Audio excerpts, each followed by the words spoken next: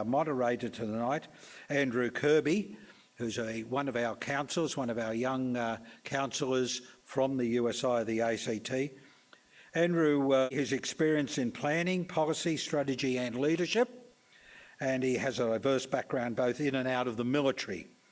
He's held a number of leadership roles as well as being selected for a number of high-profile staff and representational appointments.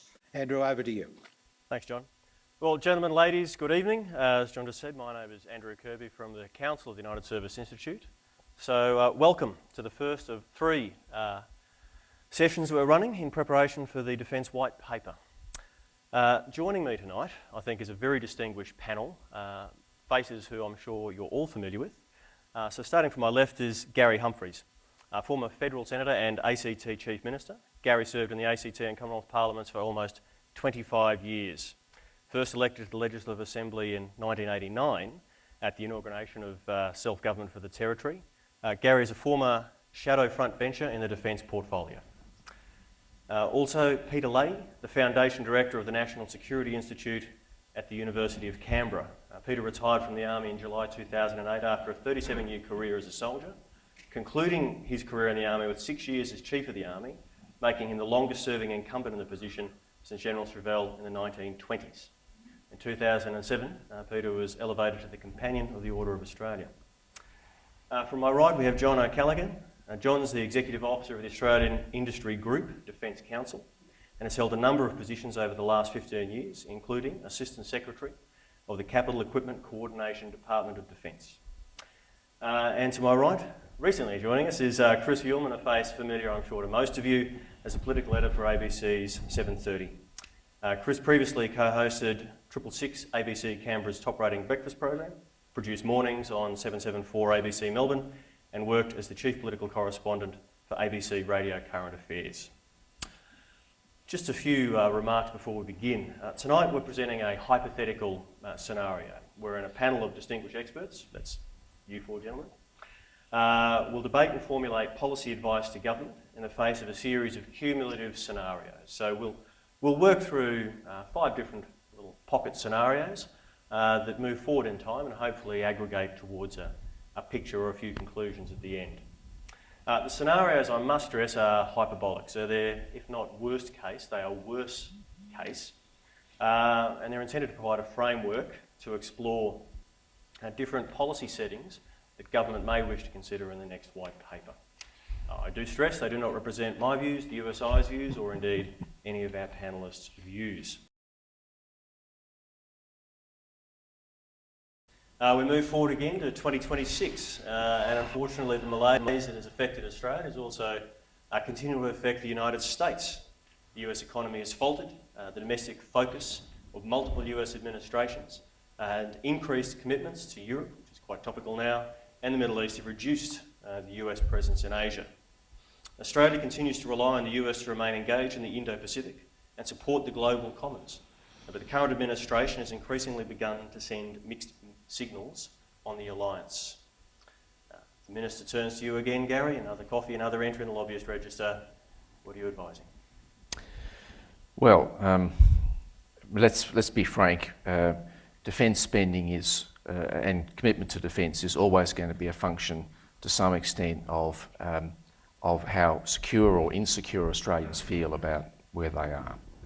And if the reality is that the US is sort of retreating from the region and there are signs of instability in the region and people begin to ask themselves the question, how strong are we, how well are we able to defend our basic interests, how safe are our sea lanes? We are a nation dependent on, very largely on trade by sea. You know, can we guarantee that our ships can still export from this country? If those questions are beginning to impinge on the consciousness of Australians, you then have a basis to go back to the Cabinet that was pretty reluctant just a few years beforehand, and say, guys, it's time to turn the tap back on and give us some money to be able to deal with these potential threats.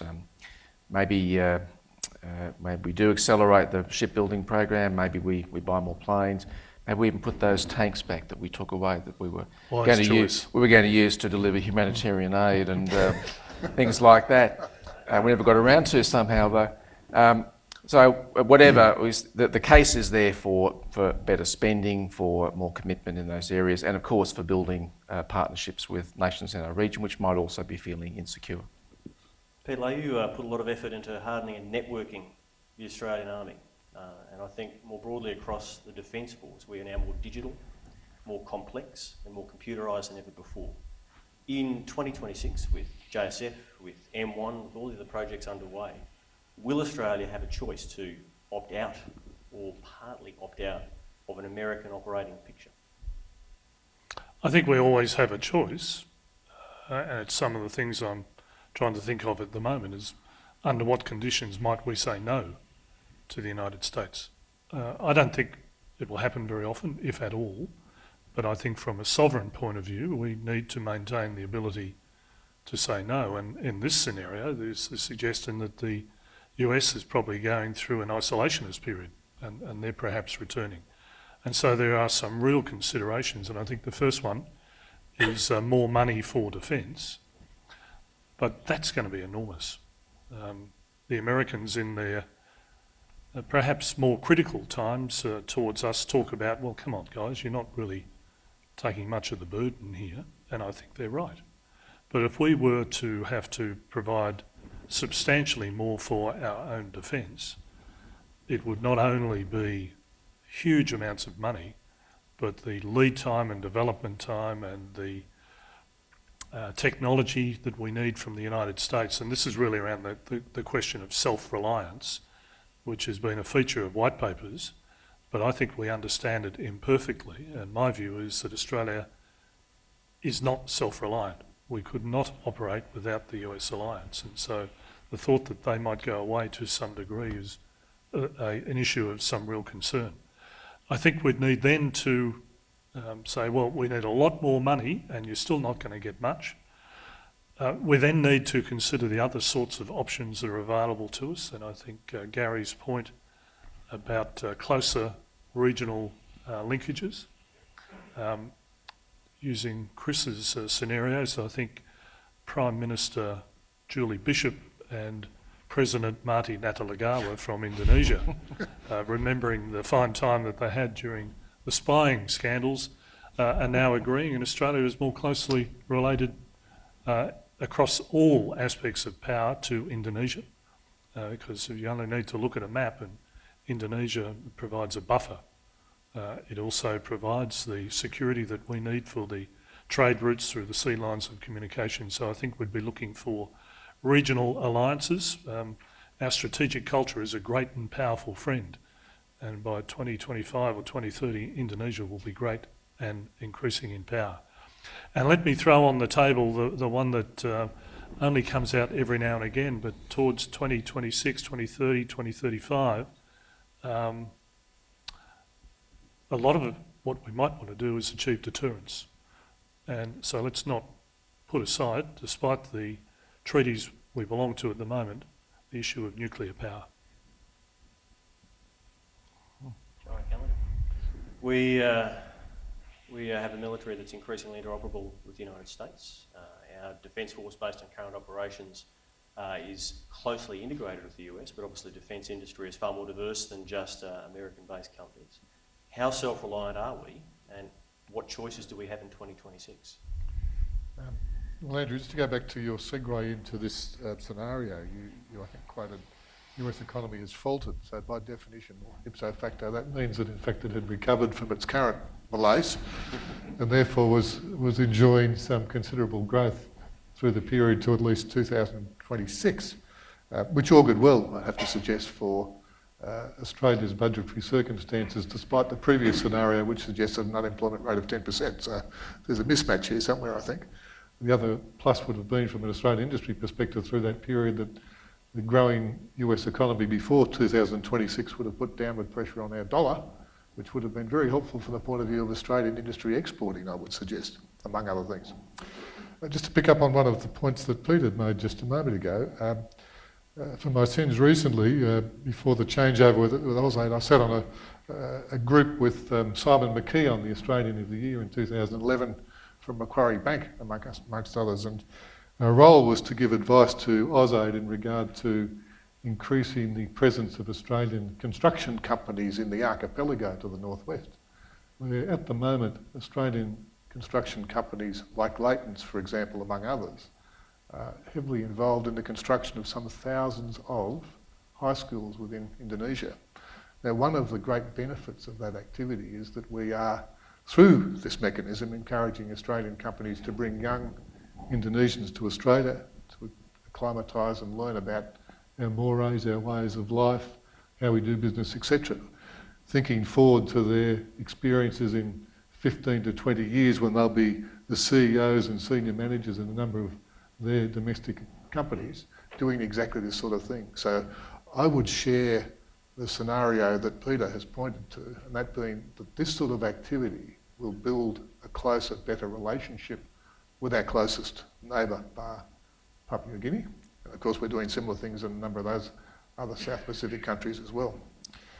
From an Australian industry perspective, will we be more self-sufficient from the point of view of supporting platforms in service in 2026? I would like to think yes, for the points that Peter made earlier, that that's in fact where the trend of activity for industry domestically is taking place. That is, we're becoming much more adept at supporting defence platforms in service and like platforms offshore. So by 2026, I think there'll be a growth in that market activity.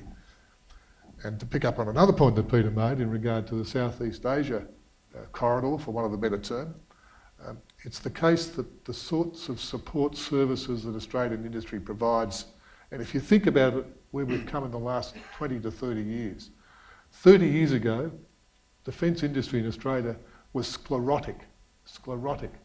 It was basically centred around inefficient government factories and dockyards. We've changed all of that in the last 20 to 30 years. Now we've got, in the main, commercial entities with commercial drivers supporting defence personnel, both in the field and in regard to the equipment that they have. One of the great things about this development has been that companies like, for example, Thales and Lockheed Martin and Raytheon and others, which have a very strong presence in Australia as prime defence contractors, have changed their business model substantially in recent years to include a much stronger domestic and international commercial focus, which is non-defence. So if you take, for example, Thales Australia, they control the air traffic control system for Singapore from Melbourne. Increasingly by 2026 we'll see more of that, and that's a real plus for Australia's defence industry, which will be a much stronger industry in 2026. Christian, no one would ever accuse the ABC of not having its finger on the pulse and representing a variety of views. Recent Lowy polls tell us that 80% of Australians support the US alliance. In 10 years' time, what are those polls going to say? Depends very much on what happens between now and then, I guess. But the quote I like from Donald Rumsfeld, which starts to echo a bit at the moment, is that weakness is provocative, and you can extend that to as nothing is more provocative than a weak White House. And so we've seen the pivot from the United States towards Asia, but then they don't have the money to support it. Russia has now also pivoted towards Asia. China has stretched out and decided that the 9-dash line is now entirely within its realm, and so it has moved out aggressively into the South China Sea, essentially changed the circumstances on the ground as the Russians did in Ukraine, and then dared the rest of the world to do anything about it, and they haven't done it. So Australians have become more nervous now. Indonesia is now 400 million people.